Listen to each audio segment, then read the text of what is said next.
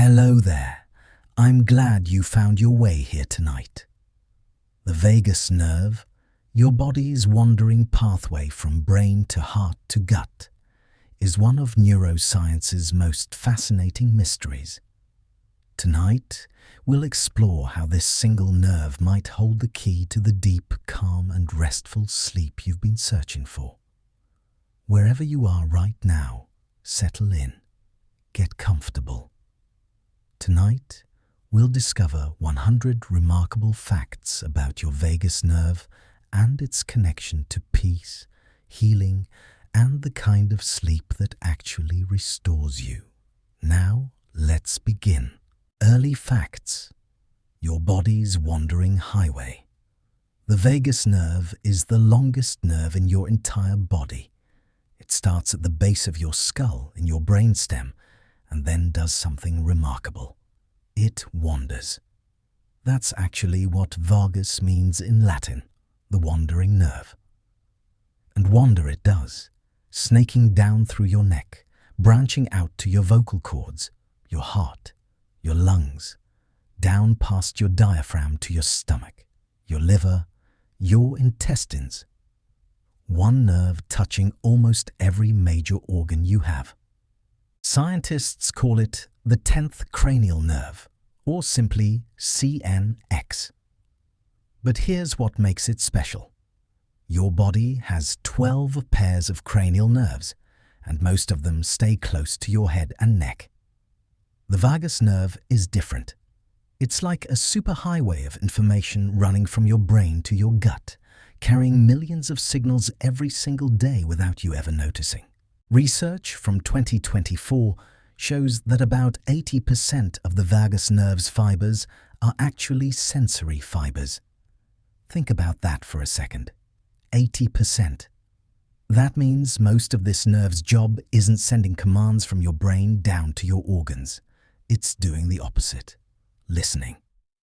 Your vagus nerve is constantly gathering information from your heart, your lungs, your stomach, your intestines, and sending all that data back up to your brain. Your body is talking to your brain far more than your brain is talking to your body.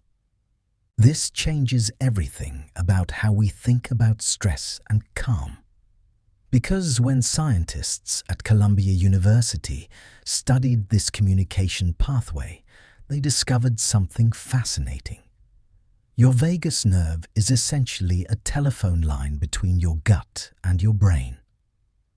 And most of the conversation is your gut telling your brain whether you're safe or whether you need to worry. When you feel butterflies at your stomach before a big presentation, that's not just a feeling. That's your vagus nerve translating emotional information into physical sensation. When your stomach ties itself in knots during a stressful day, that's real. Your vagus nerve is creating that knot based on signals from your brain. And when you take a deep breath and feel your whole body relax, that's your vagus nerve doing its job, sending a message of safety back up to your brain. The vagus nerve is the main component of your parasympathetic nervous system. If you've ever heard of the rest and digest response, this is it. Your nervous system has two modes basically. There's sympathetic, that's your fight or flight system, your gas pedal. And there's parasympathetic, that's your vagus nerve, your brake pedal. When you're stressed, anxious or scared, your sympathetic system takes over. Heart races, breathing gets shallow, digestion shuts down, muscles tense up.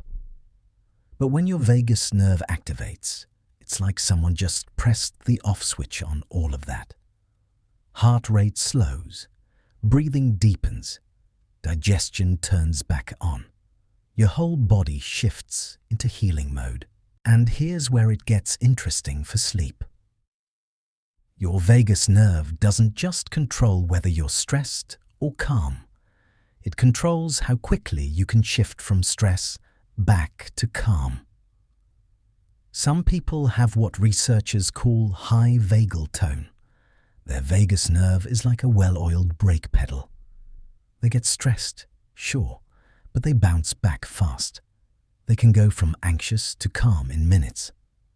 Other people have low vagal tone. Their brake pedal is rusty, stuck. They get stressed and stay stressed for hours, sometimes days. Studies from Harvard Medical School in 2025 found that people with higher vagal tone fall asleep faster, sleep more deeply, and wake up feeling more restored. And the beautiful thing, vagal tone isn't fixed. You can train it. You can strengthen your vagus nerve the same way you'd strengthen a muscle. Your vagus nerve has two main branches. There's the dorsal vagal complex, which is older in evolutionary terms. It's the part that controls your freeze response, that shutdown feeling when you're completely overwhelmed. Then there's the ventral vagal complex, which is newer, more sophisticated. This is the part that controls your social engagement system, your ability to feel safe and connected with others. When your ventral vagal system is active, you can make eye contact. Your voice has a natural melody to it. You feel open and present. When it's offline, everything feels harder. This is what Dr. Stephen Porges discovered with his polyvagal theory, and it revolutionized how we understand the nervous system. Your vagus nerve isn't just on or off. It has different states, safe and social, fight or flight, shut down and frozen, and your body is constantly scanning your environment, a process Porges calls neuroception, deciding which state you need to be in. The fascinating part? This scanning happens below your conscious awareness. Your vagus nerve is checking for safety or danger before you even know you're doing it. That's why you can walk into a room and immediately feel uncomfortable, even though nothing obvious is wrong. Your vagus nerve picked up on something. Maybe the lighting is too harsh. Maybe someone's voice has an edge to it. Maybe the space just feels too open or too enclosed. Your nervous system made a decision about safety before your thinking brain even caught up. Brain imaging studies show that the vagus nerve connects directly to your amygdala, the part of your brain that processes fear and threat. When your vagus nerve tells your amygdala that you're safe, the amygdala can relax. But when your vagus nerve is signaling danger, your amygdala stays on high alert, which makes sleep nearly impossible. You can't force yourself to sleep when your nervous system thinks there's a threat. Your body won't let you. This explains why all the sleep hygiene advice in the world sometimes doesn't work. Dark room, cool temperature, no screens, perfect mattress. You can have all of that and still lie awake because your nervous system hasn't gotten the message that it's safe to sleep. Your vagus nerve is still scanning for danger. But here's the good news. Your vagus nerve responds to signals of safety, and you can send those signals intentionally. When you breathe slowly and deeply, you're activating your vagus nerve. When you splash cold water on your face, you're stimulating it. When you hum or sing or even gargle, you're using muscles in your throat that directly stimulate the vagus nerve as it passes through your neck. Research from Stanford University found that just 6 slow breaths per minute, that's 1 full breath cycle every 10 seconds, is enough to shift your nervous system from sympathetic dominance to parasympathetic activation. 6 breaths per minute. That's slower than you probably breathe normally, but not so slow that it feels uncomfortable. And in just 2 minutes of breathing this way, you can measurably change your heart rate variability, which is one of the best markers we have for vagal tone. Heart rate variability, or HRV, measures the tiny changes in time between your heartbeats. You might think your heart beats like a metronome. 60 beats per minute means 1 beat per second, right? But actually, a healthy heart has slight variations. One beat might come 0.9 seconds after the last one. The next might come 1.1 seconds later. These tiny fluctuations are controlled by your vagus nerve, and they're a sign that your nervous system is flexible, responsive, able to adapt. Low HRV means your heartbeat is rigid, mechanical, stuck. It's a sign that your sympathetic nervous system is running the show and your vagus nerve isn't doing much. High HRV means your heartbeat is variable, dancing, alive. It's a sign that your vagus nerve is strong and active, constantly fine-tuning your heart rate to match what your body needs moment by moment. And here's what researchers discovered in 2024. People with higher HRV during the day have better sleep at night. The valgus nerve that keeps you balanced during stress also helps you drop into deep sleep when it's time to rest. It's the same system, the same nerve, doing both jobs.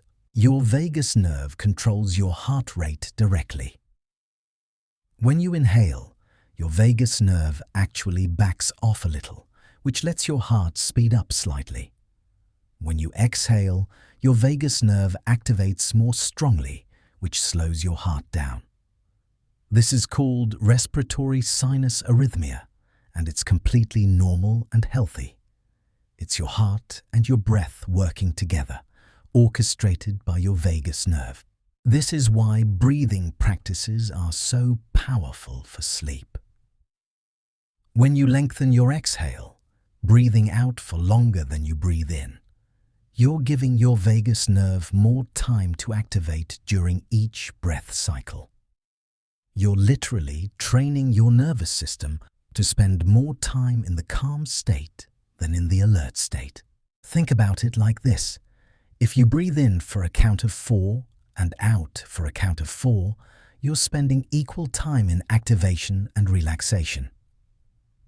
But if you breathe in for 4 and out for 6 or even 8, you're spending more time in the relaxation phase.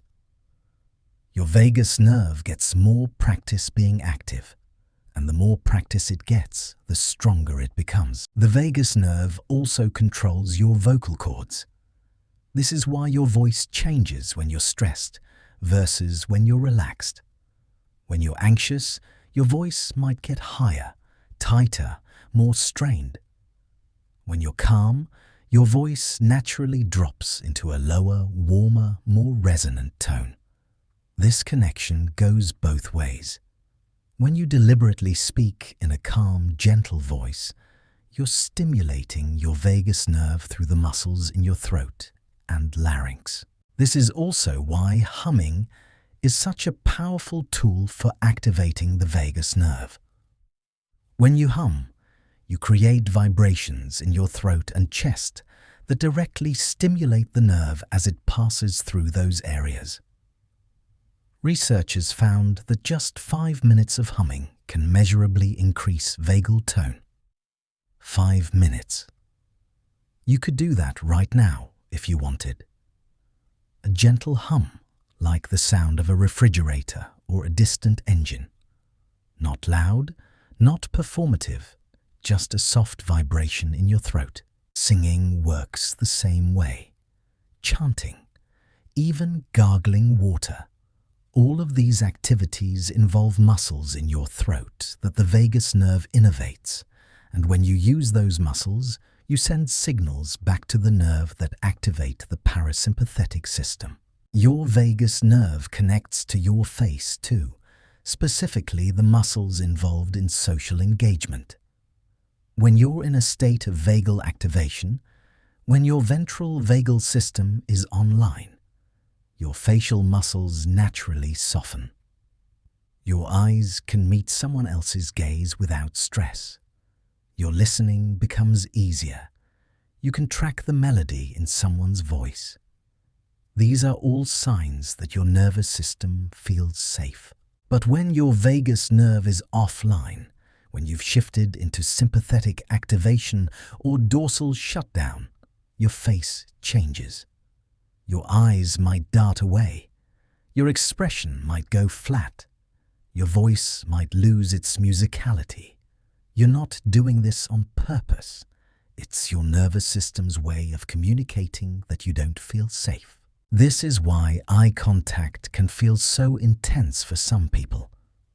If your nervous system doesn't feel safe, looking directly at another person can feel like too much input, too much vulnerability. But when your vagus nerve is active, eye contact becomes a source of connection and regulation. You can literally co-regulate with another person through eye contact, both of your vagus nerves signaling safety to each other. The vagus nerve runs right past your ears, and there's a specific branch called the auricular branch that actually surfaces on the skin of your ear. This is the only part of the vagus nerve you can touch from the outside. And researchers have developed a technique called transcutaneous auricular vagal nerve stimulation, TVNS for short, where they place a small electrode on a specific part of the ear to electrically stimulate this branch. Clinical trials in 2024 showed that TAVNS significantly reduces insomnia severity. People who used these ear stimulation devices fell asleep faster, woke up less during the night, and reported better sleep quality overall. The mechanism is straightforward. By stimulating the vagus nerve through the ear, you're activating the parasympathetic nervous system, which naturally promotes sleep. Some of these devices are now available for home use. They look like small clips that attach to your ear, and they deliver gentle electrical pulses that you can barely feel. The research is promising, especially for people whose vagal tone is so low that breathing exercises alone aren't enough. But here's the important part. Whether you use technology or not, the principle is the same. Your vagus nerve is trainable. Every time you practice a slow breath, every time you hum, every time you intentionally soften your gaze or relax your jaw, or even just sigh deeply, you're sending a signal to your nervous system. You're teaching your vagus nerve that it's safe to activate, safe to slow down, safe to rest.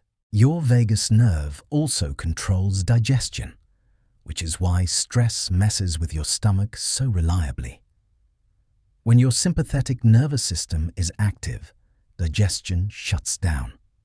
Blood flow gets redirected away from your gut and toward your muscles, preparing you to fight or run. But when your vagus nerve activates, digestion turns back on. Saliva production increases. Your stomach starts producing digestive enzymes again. Your intestines start moving food through your system. This is the rest and digest part of the parasympathetic response. Your body literally cannot digest food properly when you're stressed. This is why eating while anxious often leads to stomach aches or indigestion. Your nervous system has decided that digestion is a luxury you can't afford right now because there's a threat to deal with. The gut-brain axis, the communication pathway between your digestive system and your brain, is almost entirely managed by the vagus nerve. Your gut is sometimes called your second brain because it has its own nervous system, the enteric nervous system, with millions of neurons. And most of the information flowing between your gut and your brain travels along the vagus nerve. Researchers discovered something remarkable in 2025. The bacteria in your gut actually communicate with your brain via the vagus nerve. Your microbiome, the trillions of microorganisms living in your intestines, can influence your mood, your stress levels, even your sleep. And they do it by sending chemical signals that the vagus nerve picks up and transmits to your brain. This means that what you eat doesn't just affect your body. It affects your nervous system, your emotional state, your ability to feel calm. People with healthier gut microbiomes tend to have higher vagal tone, and people with higher vagal tone tend to have healthier microbiomes. It's a feedback loop. The vagus nerve also plays a role in your immune system through something called the inflammatory reflex. When your body detects inflammation, maybe from an infection or an injury, immune cells start producing proteins called cytokines. Some inflammation is good, it's part of healing, but too much inflammation can cause damage. Here's where the vagus nerve comes in. When it detects high levels of inflammatory cytokines, it sends signals back to those immune cells telling them to calm down, to stop producing so much inflammation. It's like a thermostat for your immune system. Studies from Johns Hopkins in 2024 showed that people with higher vagal tone have better regulated immune responses. They can fight off infections without overreacting. They heal faster. They have less chronic inflammation. Chronic inflammation is linked to everything from heart disease to depression to insomnia. And one of the factors that influences inflammation is vagal tone. When your vagus nerve is strong and active, it keeps inflammation in check. When your vagal tone is low, inflammation can run wild. This inflammatory reflex is one reason why chronic stress makes people sick. When you're constantly in sympathetic activation, your vagus nerve isn't active enough to regulate inflammation properly. Your immune system stays slightly amped up all the time, producing low levels of inflammatory cytokines, even when there's no infection to fight. And over time, this chronic inflammation damages tissues, disrupts sleep, contributes to pain and fatigue. But when you strengthen your vagal tone, through breathing, through cold exposure, through social connection, through any of the practices we'll explore tonight, you're also strengthening your body's ability to control inflammation. You're giving your immune system a better thermostat.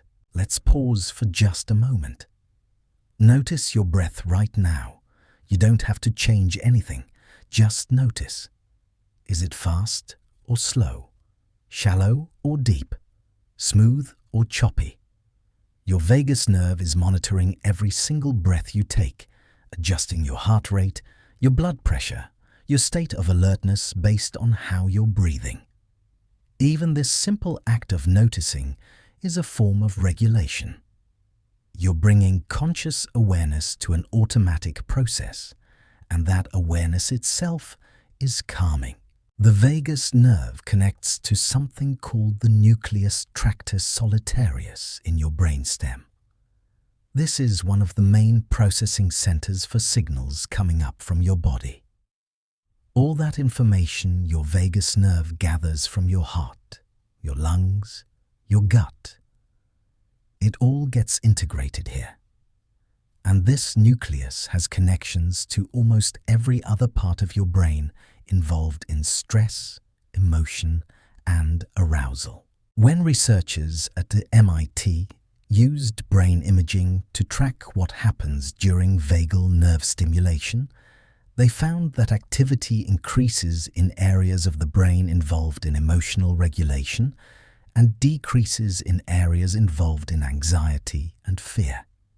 The vagus nerve is literally changing your brain's activity patterns, shifting you away from fear and toward calm. This is why vagal nerve stimulation has been approved by the FDA for treatment-resistant depression. For people whose depression doesn't respond to medication or therapy, having a small device implanted that stimulates the vagus nerve can sometimes make a significant difference. The device sends regular electrical pulses to the nerve, and over time, usually several months to a year, many patients see improvements in their symptoms. The catch is that it's not immediate. The vagus nerve needs time to create lasting changes in brain activity. But in large clinical trials, patients with severe depression who received vagal nerve stimulation showed meaningful improvements in both symptoms and quality of life after 1 year. Their nervous systems slowly learned a new pattern, a new baseline of regulation. You don't need an implanted device to start training your vagus nerve, though. Every natural method we're exploring tonight, breathing, cold exposure, humming, social connection, works on the same principle. You're teaching your nervous system a new pattern. You're strengthening the neural pathways that support calm, safety, and rest. One of the most powerful signals of safety you can send to your vagus nerve is the presence of another safe person. Your nervous system is constantly scanning not just your physical environment, but your social environment. When you're around someone who feels threatening or unpredictable, your vagus nerve picks up on that and your sympathetic system activates. But when you're around someone who feels safe, warm, genuinely present, your vagus nerve activates and you can feel your whole body relax. This is called co-regulation. Two nervous systems helping each other find balance. You've probably experienced this without realizing it. That feeling when you're with someone and you just feel calmer, safer, more like yourself. That's your vagus nerves synchronizing, signaling safety to each other. And it works the other way too. When you're dysregulated, anxious, overwhelmed, shut down, being around someone who's regulated can help bring you back to center. Their calm nervous system sends signals to yours that it's safe to come down from high alert. This is one reason why isolation is so hard on mental health and sleep. Without regular contact with other safe humans, your nervous system doesn't get as many opportunities to practice co-regulation. You have to do all the work of regulating yourself all the time, which is exhausting. Even just talking to someone you trust, hearing their voice, seeing their face soften in response to you, all of that activates your social engagement system, which is part of the ventral vagal complex. Your vagus nerve responds to human connection as a signal of safety. The vagus nerve and your sleep architecture. Let's pause here and notice your body. As you breathe out slowly, appreciate each tiny cell inside. Trillions of organisms working in silence. Heart beating, lungs breathing, brain thinking, all without your command. Notice the gentle sensations on your skin, in your muscles, along your spine. You are a complete ecosystem, diverse, self-balancing. Each cell carries the wisdom of millions of years of evolution. And right now, they're all listening to the quality of your thoughts, responding to the peace in your awareness. Your vagus nerve is part of this ecosystem, constantly adjusting, constantly balancing, constantly working to bring you back to center. Now we continue. The vagus nerve doesn't just help you fall asleep. It actually shapes how you sleep once you're under. Sleep isn't one uniform state. It's a cycle of different stages, and your vagus nerve plays a role in moving you through them. When you first drift off, you enter light sleep, what researchers call N1 and N2. Your heart rate slows. Your breathing becomes more regular. Your muscles start to relax. All of this is orchestrated by your parasympathetic nervous system, with the vagus nerve conducting the whole process. Then you drop into deep sleep, or slow wave sleep. This is when your brain produces those big, slow delta waves. Your body releases growth hormone. Your immune system kicks into high gear, repairing tissues and fighting off any infections. And your vagus nerve is highly active during this stage, keeping your heart rate low and steady, keeping your breathing deep and rhythmic. Studies from the University of Pennsylvania in 2024 found that people with higher vagal tone spend more time in deep sleep. Their nervous systems can relax enough to allow those restorative stages to last longer. People with low vagal tone, on the other hand, tend to get stuck in lighter stages of sleep. They might be asleep for 8 hours, but they're not getting the deep rest their bodies need because their nervous systems never fully downshift. REM sleep. The stage where most dreaming happens shows a different pattern. During REM, your vagus nerve activity actually decreases slightly, and your sympathetic nervous system becomes more active again. Your heart rate gets more variable. Your breathing becomes irregular. Your eyes move rapidly under your eyelids. This is your brain doing important work, processing emotions, consolidating memories, working through the day's experiences. But here's what's interesting. To get into REM sleep in the first place, you need to have gone through deep sleep first. And to get into deep sleep, you need strong vagal activation. So even though the vagus nerve quiets down during REM, it's the doorway that gets you there. Think of your vagus nerve like the conductor of an orchestra. During wakefulness, it's keeping everything in check, maintaining balance. As you drift towards sleep, it gradually slows the tempo. During deep sleep, it maintains that slow, steady rhythm. And during REM, it steps back and lets other parts of your nervous system take over for a while. Then the cycle repeats, 4 or 5 times a night if your sleep is healthy. But if your vagal tone is low, it's like having a conductor who can't quite control the orchestra. The tempo never slows down enough. The transitions between movements feel rough. You might wake up frequently during the night because your nervous system can't maintain the deep states long enough. This explains why people with anxiety disorders often have terrible sleep. Anxiety is essentially your sympathetic nervous system being overactive and your parasympathetic system being underactive. Low vagal tone. And when bedtime comes, that same nervous system that's been running hot all day doesn't magically switch off. It keeps you in lighter stages of sleep or wakes you up repeatedly.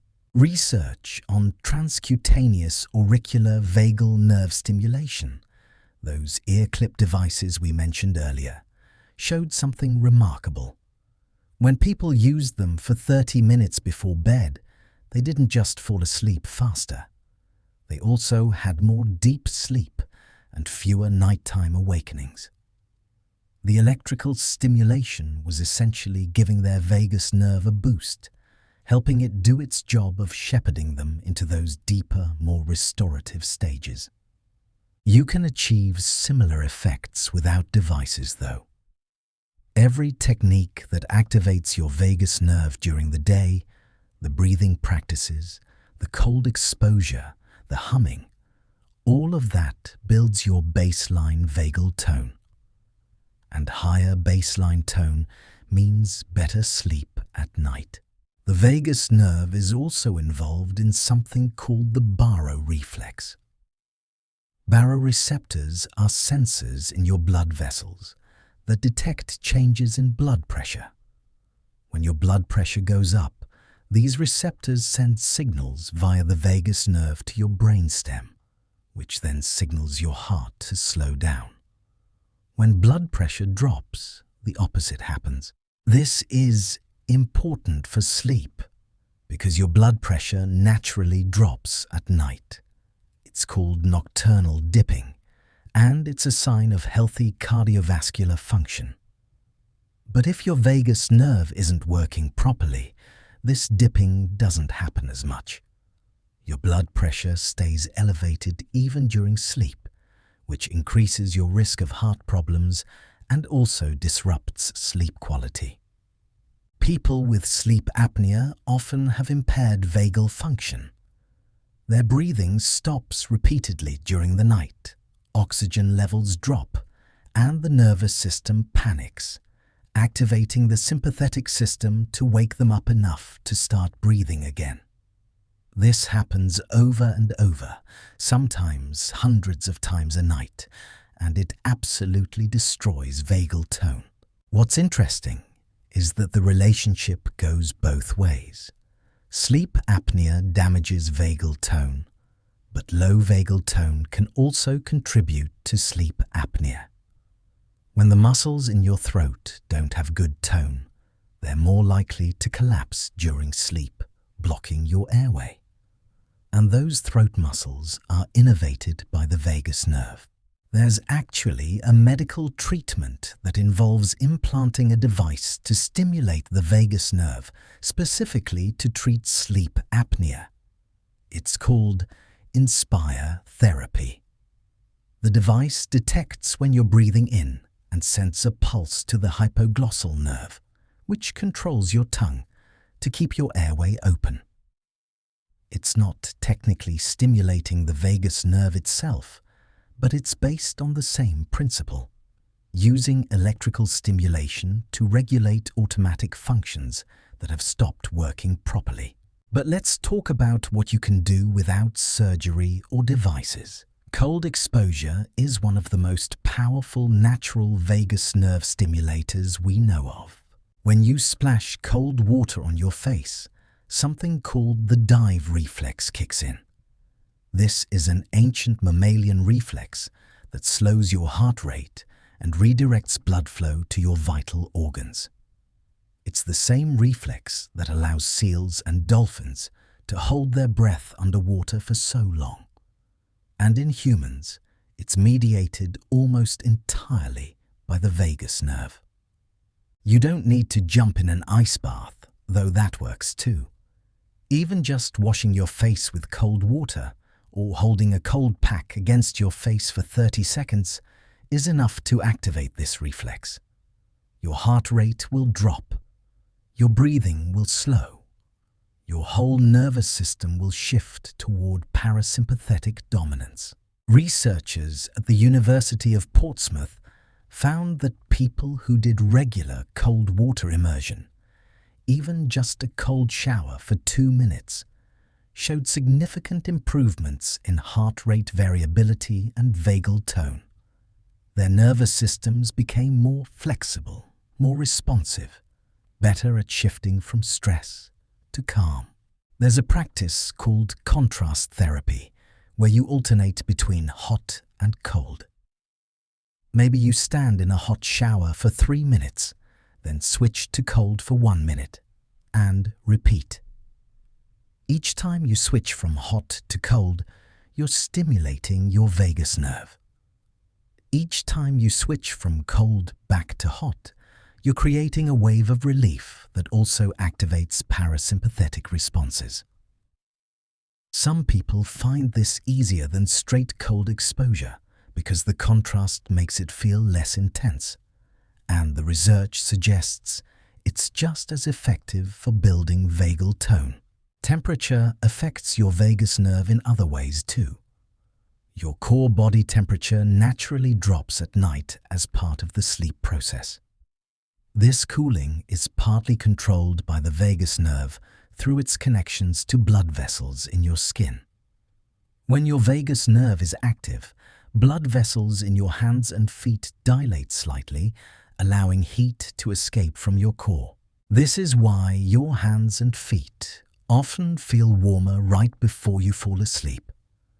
It's not that they're actually getting warmer. It's that blood flow is increasing to those areas to help cool your core. And if you pay attention, you can actually feel this happen. That subtle warmth in your hands and feet is a signal that your vagus nerve is doing its job, preparing your body for sleep. People with insomnia often don't experience this temperature shift properly. Their core temperature stays too high, or their hands and feet stay too cold because blood isn't flowing to them efficiently. This is another sign of poor vagal regulation. One simple way to support this process is to keep your bedroom cool, but your extremities warm. Wear socks to bed if your feet tend to get cold. Use a hot water bottle or heating pad on your feet for 10 minutes before sleep. You're essentially giving your vagus nerve a little help, encouraging that blood flow to your periphery so your core can cool down naturally. Your vagus nerve also responds to rhythmic, repetitive movements. This is why rocking helps babies fall asleep. The gentle, rhythmic motion activates the vestibular system in the inner ear, which has connections to the vagus nerve. The back and forth movement signals safety and calm to the nervous system. Adults can use this too. Some people find that swaying gently, or lying in a hammock, or even just tapping their fingers in a slow, steady rhythm helps them relax. It's the same principle. Rhythmic input activates vagal pathways. There's a breathing technique called coherent breathing, where you breathe at a rate of 5 breaths per minute, 6 seconds in, 6 seconds out. This particular rhythm creates something called resonance in your cardiovascular system. Your heart rate, your blood pressure, and your breathing all start to synchronize into one smooth wave. And this resonance maximizes vagal activation. You can feel it if you try it. Set a timer for 5 minutes. Breathe in for 6 seconds, out for 6 seconds. Keep it smooth and gentle. Don't force anything. And after a few minutes, you'll notice your whole body settling into this calm, steady rhythm. That's your vagus nerve finding its natural frequency. The vagus nerve connects to your vocal cords through a branch called the recurrent laryngeal nerve. This branch loops down into your chest before coming back up to innervate the muscles that control your voice. It's a strange anatomical path. It seems like it would make more sense for the nerve to just go straight from your brain to your throat. But in early development, before your neck exists, this looping path makes sense. As you grow and your neck lengthens, the nerve gets pulled into this U shape. What this means practically is that your voice is a direct window into your vagal state. When someone's voice is tight, high-pitched or strained, you're hearing sympathetic activation. When their voice is warm, resonant and relaxed, you're hearing parasympathetic tone. You can use your voice to shift your own state. When you deliberately speak more slowly, more softly, with a lower pitch, you're sending signals to your vagus nerve through those vocal muscles. Your nervous system interprets the sounds you're making as evidence of your emotional state. When you sound calm, your nervous system starts to believe you are calm. This is one reason why reading aloud, especially poetry or something rhythmic and soothing, can be so relaxing. You're engaging your vocal cords in a way that stimulates vagal pathways. The rhythm of the language, the resonance of your own voice, the slow pace, all of it tells your nervous system that this is not a moment of threat. Some meditation traditions use specific sounds for this purpose. The sound Om is common in yoga because the vibration it creates in your chest and throat directly stimulates the vagus nerve as it passes through those areas. You don't have to be spiritual about it. The physiology works regardless of your beliefs. Any long, resonant vowel sound will do the same thing. Sighing is another natural vagal nerve activator. When you sigh, you first take in a slightly larger breath than usual, then you exhale slowly and completely. This double breath pattern, that big inhale followed by the long exhale, is one of the most effective ways to activate your parasympathetic nervous system. Researchers at Stanford found that deliberate sighing, done in a specific pattern called physiological sighing, can reduce stress and anxiety faster than traditional breathing exercises. The pattern is: breathe in through your nose, then take a second small sip of air through your nose at the top of the breath, then exhale slowly and completely through your mouth. That second sip of air reinflates the tiny air sacs in your lungs that collapse slightly during normal breathing, and the long exhale maximizes vagal activation. Just 1 or 2 physiological sighs can shift your state noticeably. Your vagus nerve is also involved in the production and regulation of neurotransmitters. It influences serotonin, dopamine, GABA, and acetylcholine, all of which play roles in mood, anxiety, and sleep. GABA, in particular, is your brain's main calming neurotransmitter. It's what many anti-anxiety medications target.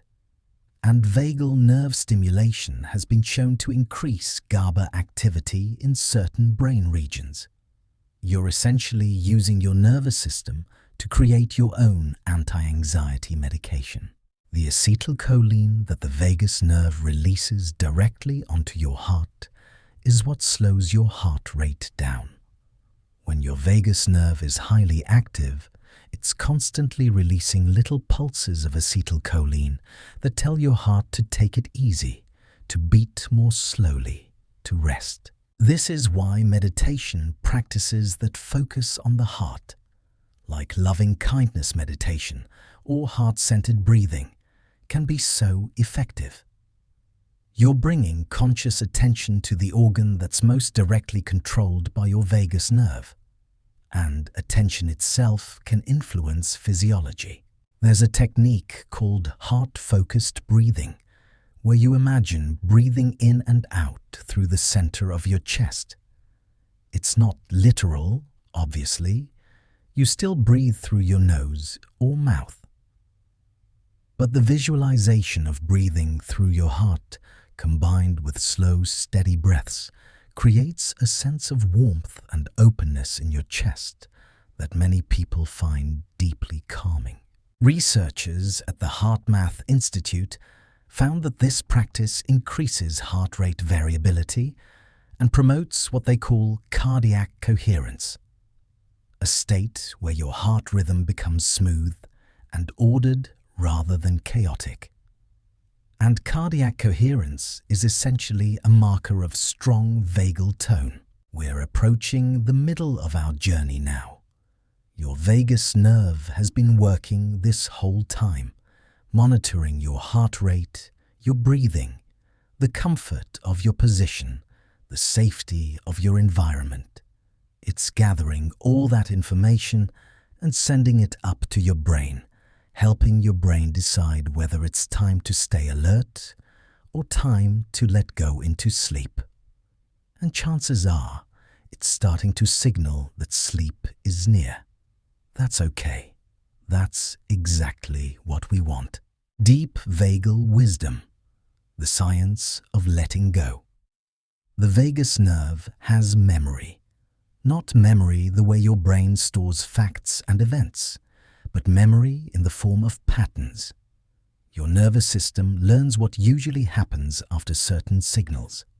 If you've spent years in a state of chronic stress, your vagus nerve has learned to stay quiet, to let the sympathetic system run the show.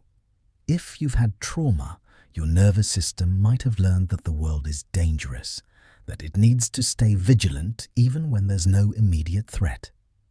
This learned pattern is sometimes called autonomic conditioning. Your vagus nerve has been conditioned by your experiences, And here's the thing about conditioning. It can be changed. It's not quick and it's not always easy, but it's possible. Every time you practice vagal activation, every slow breath, every moment of genuine connection with another person, every cold splash of water on your face, you're teaching your nervous system a new pattern. You're showing it that there's another way to be, not just intellectually, but in the actual tissue and chemistry of your nerves. Neuroplasticity isn't just about your brain. Your entire nervous system is plastic, changeable, capable of learning new responses. The vagus nerve you have today isn't the same vagus nerve you'll have 6 months from now if you practice these techniques consistently. The nerve itself will have changed, developed stronger connections, become more responsive. Research from the University of California in 2024 showed that 8 weeks of daily vagal toning exercises, just 10 minutes a day of combined breathing, humming, and cold exposure, resulted in measurable increases in resting vagal tone. The participants' nervous systems literally rewired themselves toward a calmer baseline. But here's what the researchers also found. The benefits weren't evenly distributed. People who approached the practices with a sense of curiosity and self-compassion showed greater improvements than people who approached them as a task to accomplish or a problem to fix. The quality of your attention matters. The intention you bring to the practice matters. When you breathe slowly, because you're trying to force yourself to calm down, your nervous system can sense the effort, the forcing, the underlying message that something is wrong with you. But when you breathe slowly, simply as an offering to yourself, a gift of your own attention, your nervous system receives that differently. There's no pressure, no failure, just the gentle invitation to rest. The vagus nerve responds to safety, and sometimes the threat your nervous system is responding to is your own self-criticism, your own harshness toward yourself. You can't bully yourself into calm. You can only invite it. Think about how you talk to yourself when you can't sleep. For many people, it's a litany of frustration. Why can't I just sleep? What's wrong with me? I have to be up in 6 hours. This is ridiculous.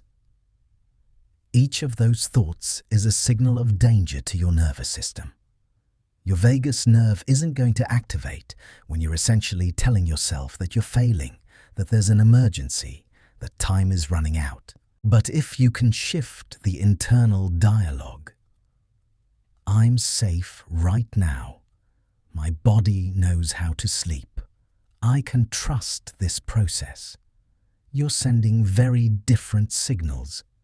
You're creating the conditions for your vagus nerve to do its work. Self-compassion isn't just a nice idea. It's a vagal nerve stimulator. When you treat yourself with the same kindness you'd offer a good friend, your nervous system interprets that as safety. Your vagus nerve can relax. And when your vagus nerve relaxes, so does your body. Studies on self-compassion meditation show increases in heart rate variability during the practice itself. Just the act of directing warm, friendly attention toward yourself activates parasympathetic pathways. You're literally soothing your own nervous system with your thoughts. The vagus nerve is also sensitive to touch, particularly gentle, nurturing touch.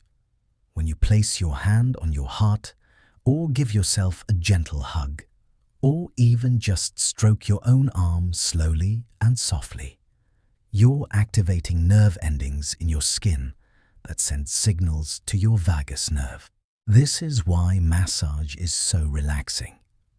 The slow, Rhythmic pressure of hands on your body tells your nervous system that you're safe, that you're being cared for.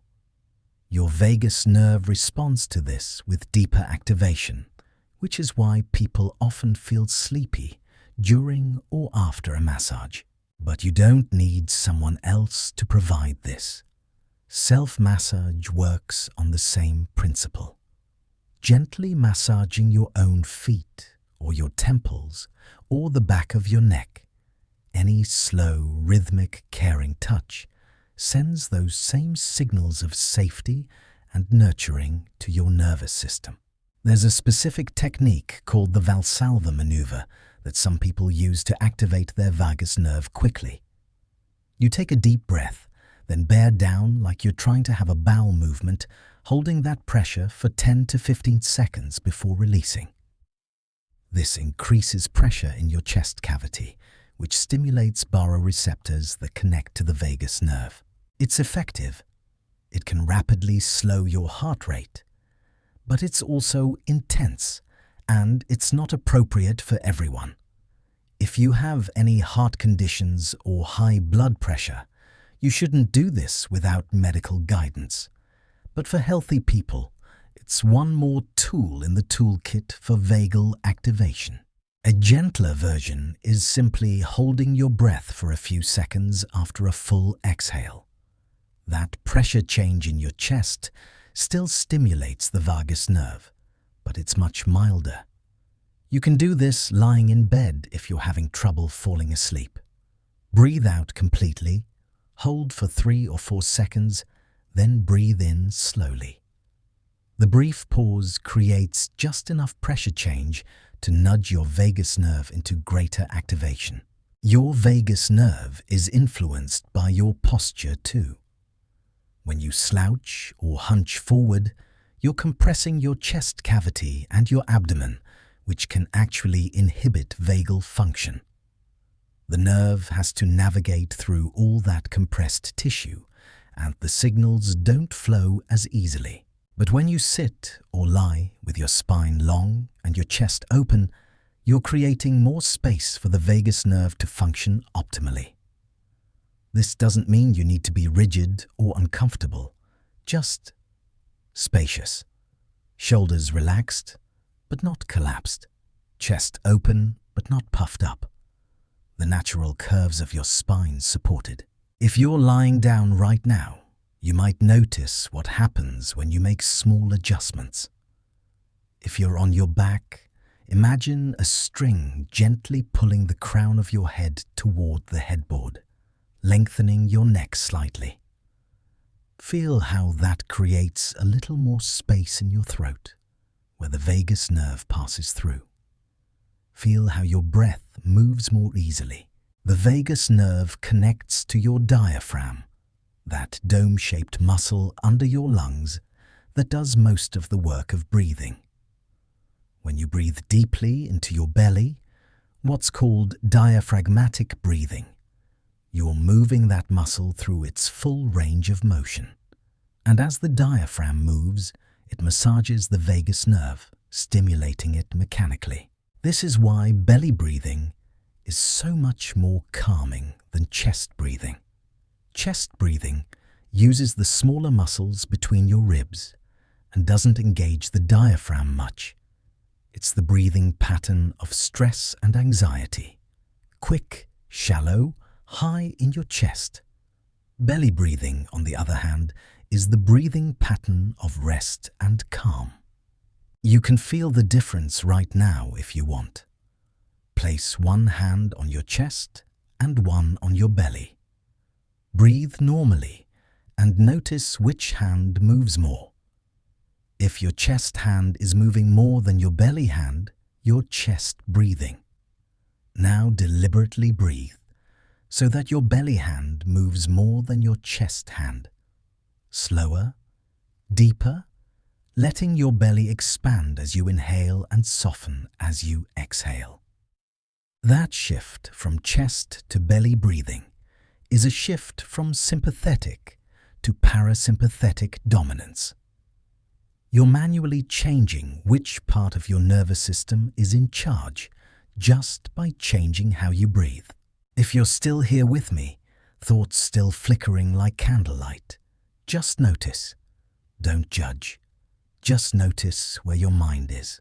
We're exploring consciousness itself, the very thing doing the exploring right now. The awareness that's listening to these words, feeling these sensations. This awareness is not separate from healing. It is healing. Your vagus nerve is not just a physical structure. It's a pathway for your body's innate intelligence, the wisdom that knows how to heal, how to rest, how to restore balance. When you give it space, when you create the conditions it needs, it does what it's designed to do. Let's drift onward together. The vagus nerve doesn't work alone. It's part of a larger system, a web of connections that includes your hormones, your immune cells, your gut bacteria, your brain chemistry. When you strengthen vagal tone, you're not just affecting one nerve. You're supporting this entire network of healing. People who practice meditation long-term show changes in gene expression. Genes involved in inflammation get turned down. Genes involved in cellular repair get turned up. And many of these changes are mediated by the vagus nerve and the parasympathetic nervous system. This means that the practices you do to activate your vagus nerve aren't just changing how you feel in the moment. They're literally changing which genes are active in your cells. You're influencing your biology at the deepest level. The vagus nerve also influences your HPA axis, the hypothalamic pituitary adrenal axis, which is your body's main stress response system. When you encounter a stressor, your hypothalamus sends signals to your pituitary gland, which signals your adrenal glands to release cortisol. Cortisol is useful in short bursts. It mobilizes energy, sharpens focus, helps you deal with challenges. But chronic cortisol is destructive. It suppresses immune function, disrupts sleep, contributes to anxiety and depression, breaks down muscle tissue, interferes with memory. Your vagus nerve acts as a brake on the HPA axis. When vagal tone is high, the HPA axis doesn't get as activated by small stressors. You have a higher stress threshold. Things that might have sent you into panic mode when your vagal tone was low now feel more manageable. This is resilience at the physiological level. Not just psychological resilience, the ability to bounce back from difficulties, but nervous system resilience, the ability of your body to return to baseline after activation. And resilience is trainable. Every time you practice activating your vagus nerve, you're building this capacity. You're teaching your nervous system that it can go from stressed to calm, from activated to restful, from sympathetic to parasympathetic. And the more you practice this transition, the easier it becomes. Some people worry that relaxation practices will make them less effective, less sharp, less able to handle challenges. But the research shows the opposite. People with higher vagal tone actually perform better under pressure because they don't waste energy on unnecessary stress responses. They can activate when needed and deactivate when the challenge is over. They're not running their nervous system at high intensity all the time. It's like the difference between a sprinter and someone who jogs the entire race. The sprinter conserves energy, then uses it when it matters. Someone with low vagal tone is jogging the whole race, never resting, never recovering, eventually burning out. The vagus nerve allows you to be a sprinter, calm at baseline, responsive when needed, returning to calm quickly afterward. There's a concept in nervous system work called the window of tolerance. This is the range of arousal where you can function well. You're not too activated, not too shut down. You can think clearly, feel your emotions without being overwhelmed by them, connect with others, handle challenges. When you go above your window of tolerance, you hit hyperarousal, anxiety, panic, rage, overwhelming fear. When you go below it, you hit hypoarousal, numbness, disconnection, depression, that feeling of being frozen or shut down. People with trauma often have narrow windows of tolerance. It doesn't take much to push them out of their zone of okay functioning. A small stress sends them into hyperarousal. A disappointment drops them into shutdown. But vagal toning practices can widen your window of tolerance. When your vagus nerve is stronger, you can handle more activation without tipping into panic. You can touch more difficult emotions without collapsing into shutdown. Your range of okay expands. This is what healing looks like at the nervous system level. Not the absence of challenges or difficult emotions, but a wider capacity to hold them without being overwhelmed.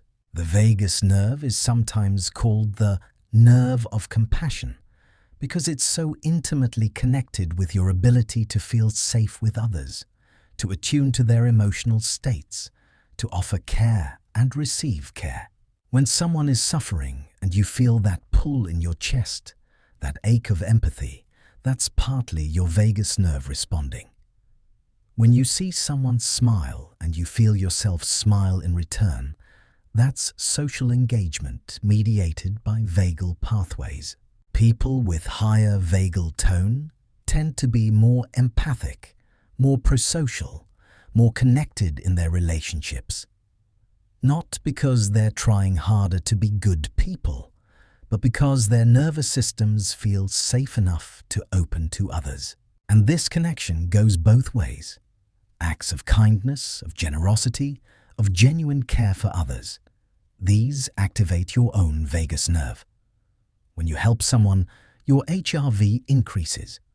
When you receive gratitude, your parasympathetic system activates. Connection and calm are woven together in your nervous system. This is why loneliness is so damaging to health. It's not just emotional pain. It's the absence of the nervous system regulation that happens in safe relationships. Your vagus nerve isn't getting the signals it needs. And over time, this takes a toll on everything. Your sleep, your immune function, your mental health, your physical health. Even small moments of connection matter. A genuine smile exchanged with a stranger, a text from a friend, petting a dog, holding someone's hand. All of these are vagal toning exercises because they activate your social engagement system, which is part of the ventral vagal complex. We've traveled halfway through our journey, and in this moment, let each breath guide you to realize time is yours, a separate stream that only you are living, while the vast universe continues to spin, expand, change. This second you're breathing, listening, is unique. Your vagus nerve is working right now, in this exact moment, balancing your heart rate with your breath, monitoring the comfort of your body, scanning for signals of safety or threat. And right now, in this quiet space, it's finding safety. It's finding permission to rest. Cherish the present moment, knowing that right now, your time is unique in the universe. And we continue drifting. The vagus nerve is involved in something called interoception, your ability to sense what's happening inside your body. How well can you feel your heartbeat? Can you sense when you're getting hungry or full? Can you tell the difference between anxiety and excitement based on the sensations in your body? People with good interoceptive awareness tend to have better emotional regulation. They can feel their emotions arising in their bodies and respond before those emotions become overwhelming. They notice when stress is building and can take action to address it. And interoceptive awareness is trainable. Body scan meditations, where you bring attention to different parts of your body in sequence, strengthen your ability to sense internal states.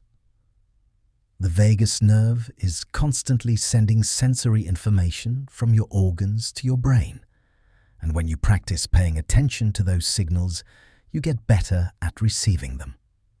This matters for sleep because many people have lost touch with their body's natural sleepiness signals. They're tired, but they've learned to override tiredness with caffeine or willpower or distraction. They've stopped listening to what their body is telling them. But your vagus nerve knows when you're ready for sleep. It's tracking your adenosine levels, your core temperature, your circadian rhythm. It's sending signals to your brain about the right time to rest. When you strengthen your interoceptive awareness, you can hear those signals more clearly.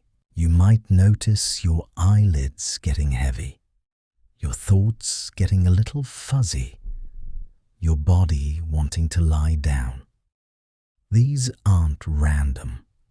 They're communications from your vagus nerve telling you that your physiology is ready for sleep. The practice of Yoga Nidra, a form of guided relaxation where you lie still and move your attention through your body, is essentially a vagal toning exercise disguised as a meditation.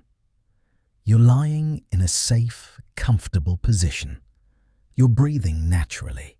You're bringing awareness to your body without trying to change anything. All of this signals safety to your nervous system. And in Yoga Nidra, there's often a moment where you're hovering right at the edge of sleep, deeply relaxed, but still conscious. That edge is a state of high vagal activation. Your body has released into rest, but your awareness is still present. Some people practice Yoga Nidra specifically for sleep. They do it in bed with the intention of drifting off. Others practice it during the day as a way of giving their nervous system a reset, a chance to drop into deep parasympathetic activation for 20 or 30 minutes. Either way, it's training your vagus nerve to shift into rest mode. And the more you practice, the easier that shift becomes. The vagus nerve is also involved in your body's natural pain relief systems. When you stub your toe or burn your finger, your first response is sympathetic activation, that sharp jolt of ow.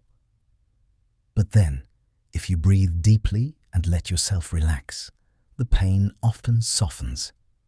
That's your vagus nerve activating the release of endogenous opioids, your body's natural painkillers. People with chronic pain often have low vagal tone.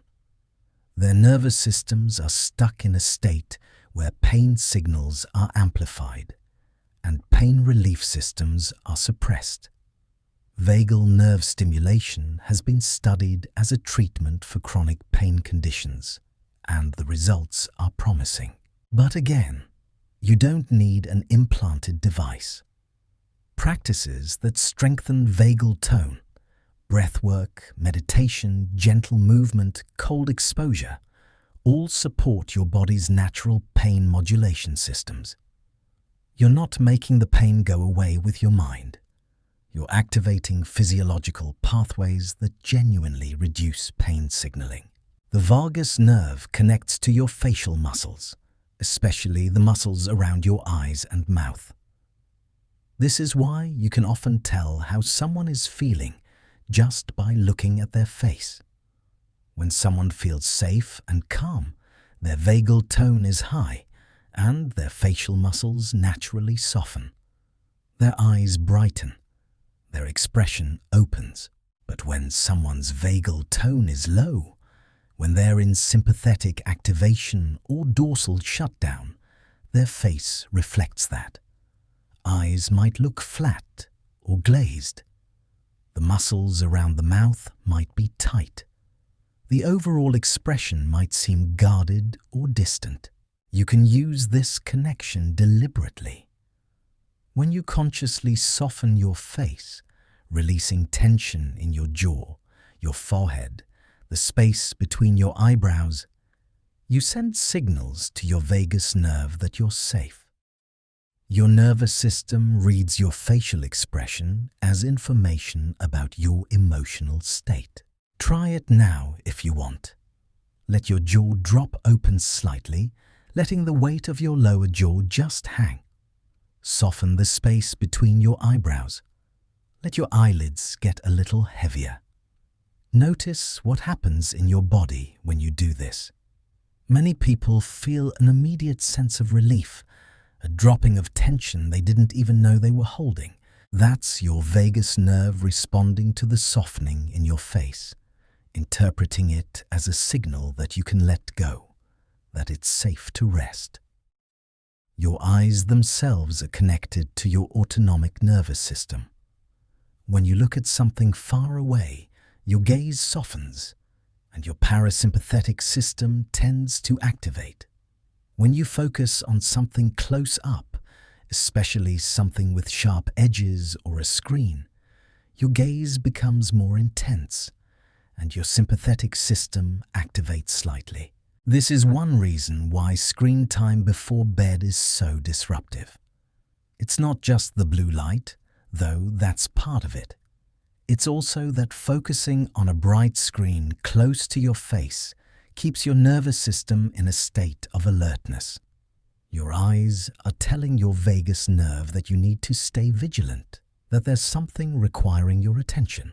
But if you spend a few minutes before bed just gazing softly at the ceiling, or out a window at the night sky, or even just closing your eyes and letting your visual system rest, you're helping your vagus nerve shift into sleep mode.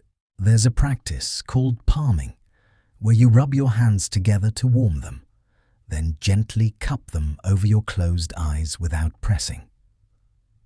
The warmth and darkness are soothing, and the gentle pressure on the orbital bones around your eyes can be deeply relaxing.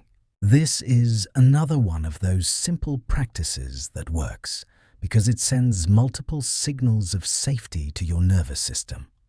Warmth, darkness, gentle touch. Your vagus nerve receives all of this as confirmation that you're safe, that it's time to rest. The vagus nerve is affected by your circadian rhythm too. During the day, vagal tone tends to be lower, allowing your sympathetic system to keep you alert and active. As evening approaches and light levels drop, vagal tone naturally increases, preparing your body for sleep. But modern life disrupts this natural rhythm. Artificial light keeps your brain thinking it's still daytime. The glow of screens suppresses melatonin. Your circadian system gets confused, and your vagus nerve doesn't get the clear signal that night has arrived. One of the most powerful things you can do for your sleep is to work with your natural circadian rhythm instead of against it. Exposure to bright light in the morning helps set your circadian clock. Dimming lights in the evening signals your body that it's time to wind down. Your vagus nerve takes its cues from these environmental signals. When the light in your environment gets dimmer, when the temperature drops slightly, when sounds get quieter, your vagus nerve interprets these as signals that the day is ending, that it's safe to transition towards sleep. You can create this transition deliberately. An hour before bed, start dimming your lights. Turn off overhead lights and use lamps. Maybe light a candle. Lower the temperature in your room slightly. Reduce noise, or put on gentle, quiet sounds. You're creating an environment that tells your vagus nerve it's time to shift gears. This environmental preparation is just as important as any breathing exercise or meditation. Your nervous system is always reading your environment for information about what state it should be in. When your environment says, alert, daytime, things to do, your vagus nerve stays quiet. When your environment says, safe, nighttime, rest, your vagus nerve activates. Think of your evening routine as a ritual of safety for your nervous system. Each step, dimming lights, brushing teeth, changing into comfortable clothes, settling into bed, is a signal that you're moving towards sleep. Your vagus nerve learns this sequence, and eventually the ritual itself becomes a trigger for parasympathetic activation. The vagus nerve is patient. It doesn't force, it doesn't rush, it waits for the signals that it's safe to let go. And when those signals come, it responds gently, gradually, drawing you down into rest. Your only job is to provide those signals. The rest happens on its own. The wisdom of release. Your vagus nerve doesn't try to control. It listens. It responds. It adapts. This is the wisdom built into your body. Not force, not effort, just gentle, constant adjustment toward balance. Think about that for a moment. You have a system inside you that wants nothing more than to bring you back to calm, to safety, to rest. It's been working your entire life, every single day, trying to help you return to peace. Your vagus nerve has never given up on you, even when stress became your default, even when sleep felt impossible, even during the hardest times. Your vagus nerve kept trying, kept sending signals, kept offering you pathways back to calm. It's still trying now. The path to healing isn't about fixing what's broken. Your vagus nerve isn't broken. It's learned patterns from your life experiences. And what's learned can be unlearned. What's conditioned can be reconditioned. But it happens slowly, gently, through repetition, not force. Every slow breath is a conversation with your nervous system. Every moment of softness is a teaching. Every time you choose rest over pushing, you're showing your vagus nerve that it's safe to activate, that you're ready to let it do its work. This is a different kind of effort. Not the effort of striving or achieving, the effort of allowing, of creating space, of getting out of the way. Your vagus nerve knows how to calm you. You don't need to teach it. You just need to stop blocking it. And what blocks it? Fear, mostly. The fear that if you relax, something bad will happen. The fear that rest is laziness. The fear that if you're not vigilant, you won't be safe. These fears are old. They made sense once. Your nervous system developed them for good reasons, usually in response to real threats or real pain. But here's the thing about old fears. They don't update themselves. Your nervous system doesn't automatically know that the threat from years ago is gone. It keeps preparing for that old danger unless you show it otherwise. And you show it through experience, through repeatedly offering your nervous system evidence that right now, in this moment, you're safe. Not by convincing yourself intellectually, by creating the actual conditions of safety. Soft light, warm blankets, gentle sounds, slow breathing, the feeling of being held even if you're holding yourself. Your vagus nerve responds to reality, not ideas.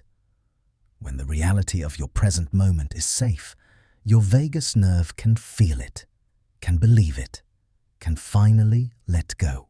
This is why forcing doesn't work. When you try to force yourself to relax, you're creating a contradiction. The forcing itself is a signal of danger. There's something wrong. I need to fix it. I need to make this happen. But relaxation isn't something you make happen. It's something you allow. The vagus nerve activates in the space between effort and surrender. When you stop trying so hard, when you let your breath breathe itself, when you trust that your body knows what to do. Some of the deepest healing happens when you stop trying to heal. When you simply rest in this moment exactly as it is. Tired, awake, uncomfortable, whatever it is. Your vagus nerve doesn't need you to be perfect. It just needs you to be present, to be here, to allow what's already happening to happen without fighting it. Sleep is like this too. You can't make yourself sleep. You can only create the conditions for sleep and then let go. Let your body do what it's designed to do. Every animal knows this. Watch a cat or a dog settling down to sleep.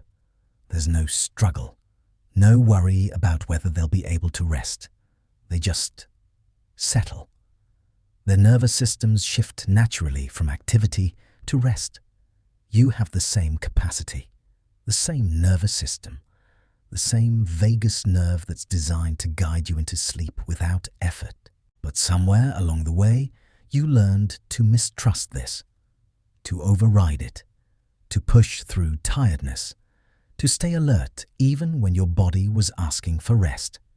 And your vagus nerve adapted. It learned to stay quieter, to let the sympathetic system stay more active. Because that's what you seem to need. That's what you kept choosing. But adaptation goes both ways. Your nervous system can learn new patterns just as it learned old ones. Every night that you honor your tiredness, you teach your vagus nerve that it's safe to signal for sleep. Every time you dim the lights when you're tired instead of brewing more coffee, you reinforce a new pattern. Your nervous system is always learning. The question is, what are you teaching it? You might be feeling tired now. That's perfectly fine. Breathe slowly. Feel the cycles. Thoughts arise and pass away. Sensations come and go. Wakefulness and sleep trade. Places like day and night. Over and over. Endless rhythms. All are circles, cycles, natural flows. Like your breath. Inhale, exhale, inhale, exhale. A small cycle within the vast universe. Your vagus nerve is part of these cycles. It doesn't fight them. It flows with them. Activity and rest. Alertness and sleep. Engagement and withdrawal. You are also part of that eternal movement. You don't need to hold on to anything. Let everything unfold in its perfect order. Like the tide coming in and going out. Unhurried. Unresisting. Simply being. We're almost there now. The vagus nerve connects you to something larger than yourself. Through it, you're linked to the ancient wisdom of your ancestors, whose nervous systems learned how to survive, how to rest, how to heal. Every mammal has this nerve. Every human who has ever lived carried this same pathway from brain to body. The same signals of safety and danger. The same capacity for calm. You're not alone in this struggle with stress and sleep. You're not uniquely broken. You're human. And the human nervous system, when not given the conditions it needs, becomes dysregulated. It's not personal. It's biology. But biology can be befriended. You can work with your nervous system instead of against it. You can learn its language, understand its needs. Your vagus nerve speaks in sensations, not words. A tightness in your chest, a flutter in your stomach, a warmth spreading through your limbs. These are communications. Your body trying to tell you something. When you learn to listen, you gain access to wisdom that thinking can't provide. Your body knows things your mind hasn't figured out yet. It knows when you're safe and when you're not. It knows what you need. The practice is simple. Notice, feel, allow. That's all. Notice what's happening in your body right now. Feel it without judgment. Allow it to be exactly as it is. This noticing, this allowing, is medicine. It tells your vagus nerve that you're not at war with yourself, that whatever you're feeling is okay, that you're safe enough to be with your own experience. And in that safety, your nervous system can soften, can release patterns it's been holding for years, can remember its natural state of balance. The vagus nerve carries hope, not the hope of future outcomes, but the hope built into your physiology. The hope that your body always moves toward healing when given the chance. You don't have to earn this. You don't have to achieve some perfect state of wellness before you're allowed to rest. The capacity for calm is already inside you. It's always been there. Your only work is removing the obstacles, the self-criticism, the rushing, the belief that you should be different than you are. When those obstacles fall away, what remains is your natural state. Peace isn't something you create. It's something you return to. The vagus nerve is the path back. It's been waiting for you, patient, constant, ready whenever you're ready. And you're ready now. Maybe you've been ready for a long time. Maybe you just needed permission to stop trying so hard. So here it is. Permission to rest. Permission to be tired. Permission to let your body do what it knows how to do. Your vagus nerve will take care of the rest. Sleep is not an achievement. It's a surrender. A letting go of the day, of control, of the need to stay vigilant. And surrender is safe when you trust what you're surrendering to, when you know that your body wants your well-being, that your nervous system is working for you, not against you. Your vagus nerve wants you to sleep. It's designed to guide you there. All it needs is your cooperation, your willingness to stop fighting. So stop fighting, just for tonight, just for this moment. Let your shoulders drop. Let your jaws soften. Let your eyes close if they want to. Feel your breath moving in your belly. Slow, natural, effortless. Feel the weight of your body sinking into the surface beneath you. Heavy, supported, safe. This is your vagus nerve at work. This settling, this softening, this gradual release into rest. You're not doing it.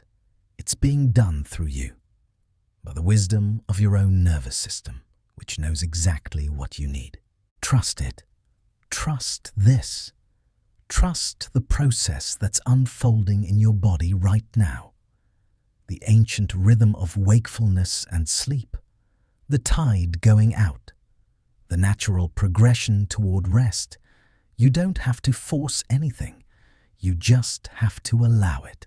And in the allowing, healing happens. Not because you worked for it, because you stopped working, stopped striving, stopped trying to be anything other than exactly what you are right now. Tired, human, held by the same nervous system that has sustained you your entire life. Your vagus nerve is a gift, a built-in pathway to peace, to calm, to the rest your body craves. It's been there all along, waiting, offering, calling you home to yourself. And home is here, now, in this breath, in this moment of letting go. The journey ends where it began, in your body, in your breath, in the simple presence of being alive. Your vagus nerve has brought you here, to this edge between waking and sleeping, to this threshold where thinking dissolves and being remains. You can cross over now. You can let sleep take you, or you can stay here a little longer, resting in this peaceful state between. Either way, you're safe. You're held. Your nervous system is doing its work. Everything is unfolding exactly as it should. Pure ambient sounds for deep sleep. Your vagus nerve is working right now, even as you drift, even as thoughts become softer, more distant. It's monitoring your heart, your breath, the temperature of your skin, the comfort of your position, and it's signaling safety, sleep, rest. You don't need to do anything with this information. Just know it's happening, your body taking care of you while you let go. The vagus nerve never sleeps. It works through the night, keeping your heart beating, keeping your breath flowing, maintaining the delicate balance that allows healing to happen. While you rest, it works. While you dream, it protects. While you sleep deeply, it guides your body through cycles of repair and restoration. You can trust this. You've trusted it your whole life without knowing. Every night you've ever slept, your vagus nerve was there, doing its job, keeping you safe. Tonight is no different. Sleep is the body's natural state when the nervous system feels safe. And right now, your nervous system is receiving every signal it needs. Darkness, quiet, stillness, warmth, the gentle rhythm of your own breathing. These are the signals your vagus nerve has been waiting for. And it's responding, slowing your heart, deepening your breath, releasing tension from muscles you didn't know were tight. This is happening without your effort. Your vagus nerve knows what to do. You can let it. You can surrender to this process, to this ancient wisdom built into your body. Sleep will come, not because you're forcing it, because you're allowing it. The wandering nerve. That's what vagus means. The nerve that wanders from your brain to your heart to your gut, touching every part of you, connecting everything. It's wandering now, through your body, checking, adjusting, balancing, preparing you for the deepest rest. And when it's ready, when everything is balanced just right, sleep will arrive like a gentle wave, soft, inevitable, natural. You'll know it's coming. That subtle shift, thoughts getting dreamlike, time feeling different. The boundary between waking and sleeping becoming thin, translucent. That's your vagus nerve guiding you across, from this world into sleep. Trust it. It knows the way. And so, our quiet journey through the vagus nerve comes to a gentle close. We've traveled from the base of your skull down through your body, following this wandering pathway that connects your brain to your heart, your lungs, your stomach. This ancient nerve that's been keeping you alive, keeping you balanced every moment of your life. From the science of how it works to the simple practices that strengthen it. From understanding why stress happens to learning how calm is always available through your breath, your body, your own nervous system. We've discovered that peace isn't something you have to search for outside yourself. It's built into you, written into your biology, carried in the fibers of this one remarkable nerve. The vagus nerve reminds us that we are not just minds trying to control unruly bodies. We are whole systems, mind and body woven together so intimately that a slow breath can change our thoughts. A gentle touch can shift our emotions. A moment of safety can heal what words never could. Much of our struggle with sleep, with stress, with feeling at home in ourselves, comes from forgetting this, from living in our heads and losing touch with the wisdom of the body. But the body is patient. The vagus nerve waits, and the moment you turn your attention back, the moment you listen, it responds. Peace waits beneath thought, beneath worry, beneath the endless mental commentary.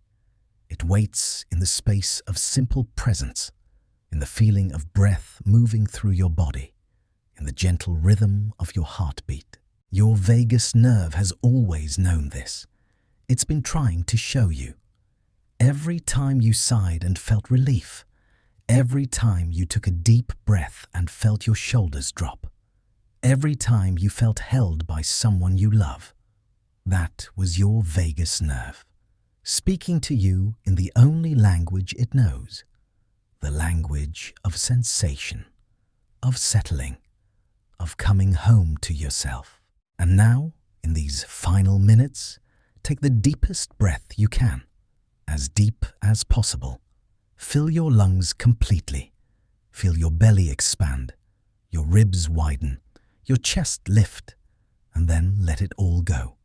Slowly, completely, every bit of air flowing out like a long, gentle sigh. Feel what that does to your body. The settling, the softening, the release. That's your vagus nerve. That's the pathway to peace. Simple, always available, always ready to help you let go. Think about consciousness itself. Yours, mine, everyone listening, all awareness everywhere. Perhaps all connected in ways we don't yet understand. Not just through thoughts or words, but through nervous systems, through vagus nerves sensing each other, signaling safety, creating connection. You are not alone in the universe of minds.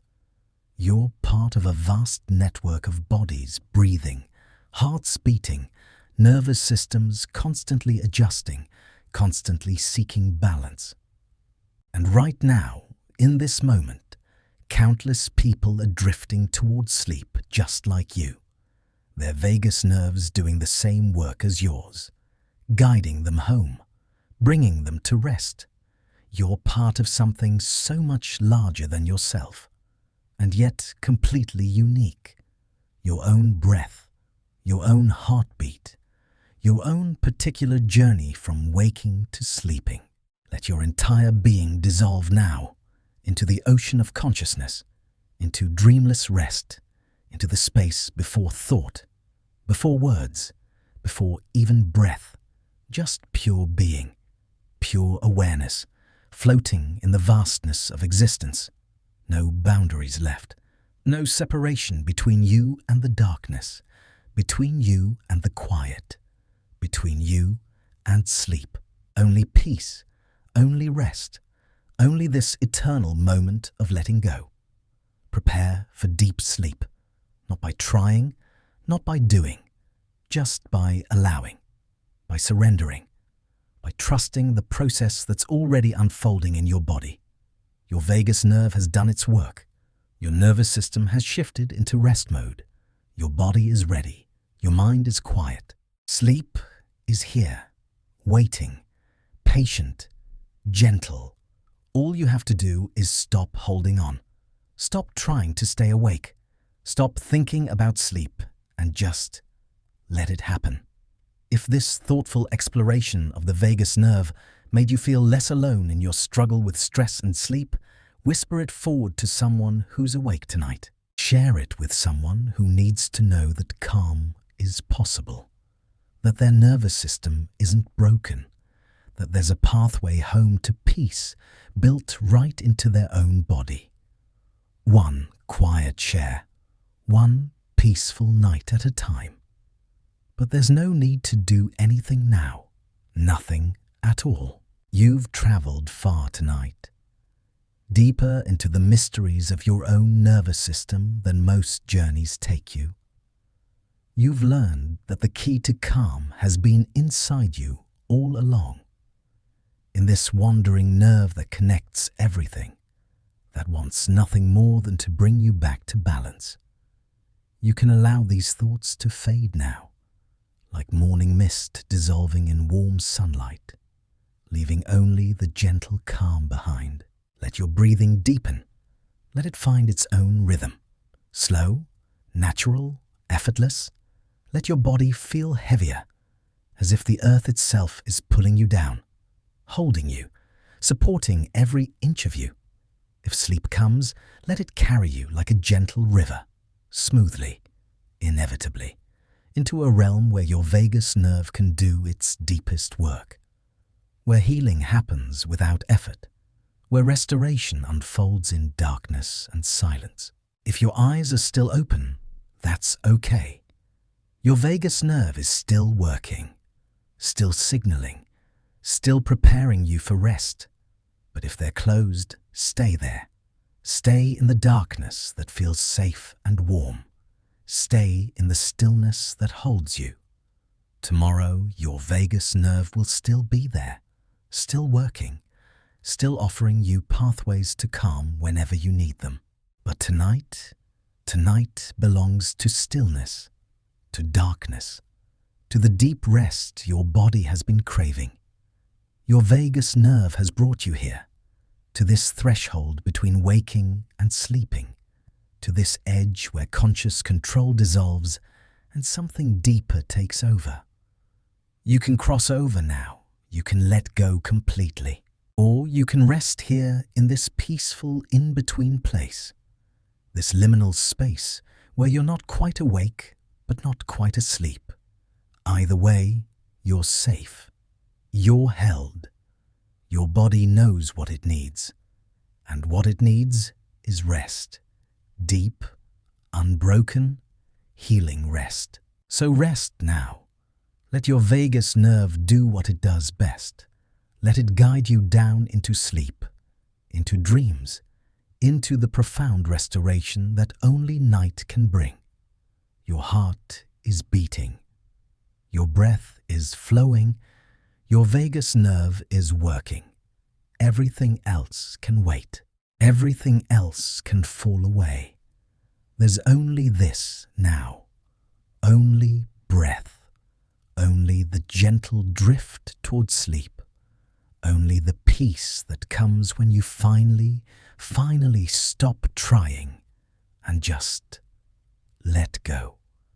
Rest well, beautiful soul. And remember, the key to calm has always been inside you, wandering through your body, connecting everything, waiting for you to listen.